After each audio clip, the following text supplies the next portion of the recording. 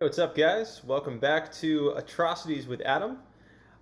Today we're taking a look at the Meat-Ghetti and Spag-Balls, first seen on American Dad, and then featured on Binging with Babish this past Tuesday. And in response to the hashtag Babish Balls challenge, here we are.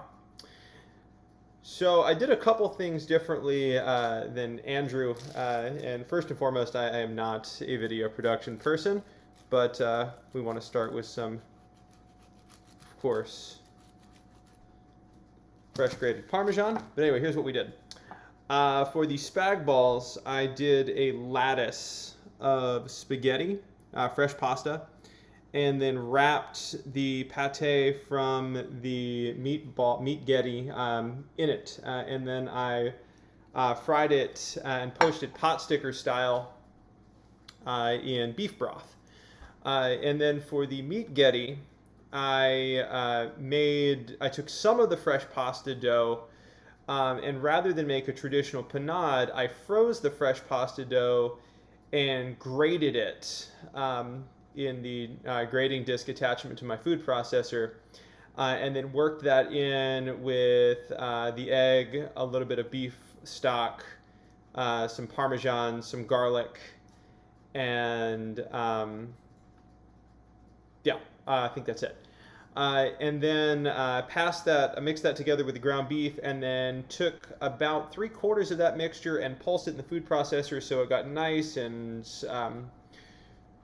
pateed. It's not a verb, but we're going to go with it.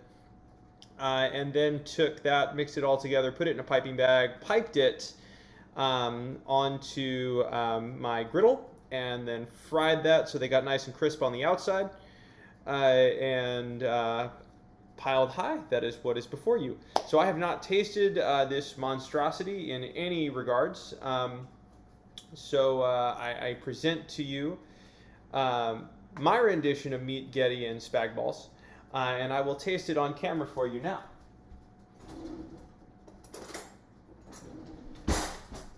Always bring your fork. Right, so let's start out with the Spag-Balls here. Let's get a good cross section. You know how Babish likes cross sections, so let's do this. Right, so here we are. Obviously, it's a pretty thick layer of pasta, so this could be chewy, but let's see what happens. It was fresh pasta, so we'll see what happens. It's actually not bad. So the pasta has a nice chew to it. It is quite a bit of pasta. So, we've got, it's pretty thick. It's kind of like having a pretty thick ravioli, but the flavor does hold up. And had I not had to reheat these back in the broth, it probably would have a nice texture on the bottom of the pot sticker there. So yeah, that's good stuff. Let's see how the Meat-Ghetti holds up. So I don't have a Jon Favreau carving fork, but obviously doesn't really super hold up to being forked, but there you go.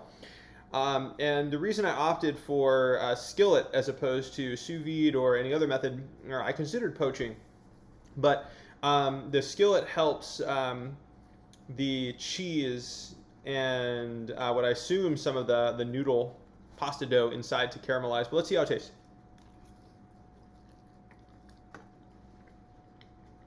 Okay, so that's good. It's got a nice crunch from the sear on the outside, which is really what I like from a good meatball. So, if I had to rate here in terms of success level, I would probably do if the Meat-Ghetti weren't so darn technically difficult to do, I'd probably do it again. It's tasty. The spag ball is a little weird, but I definitely eat it.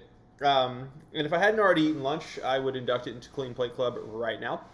Yeah, Meat-Ghetti and Spag-Balls. Here we go.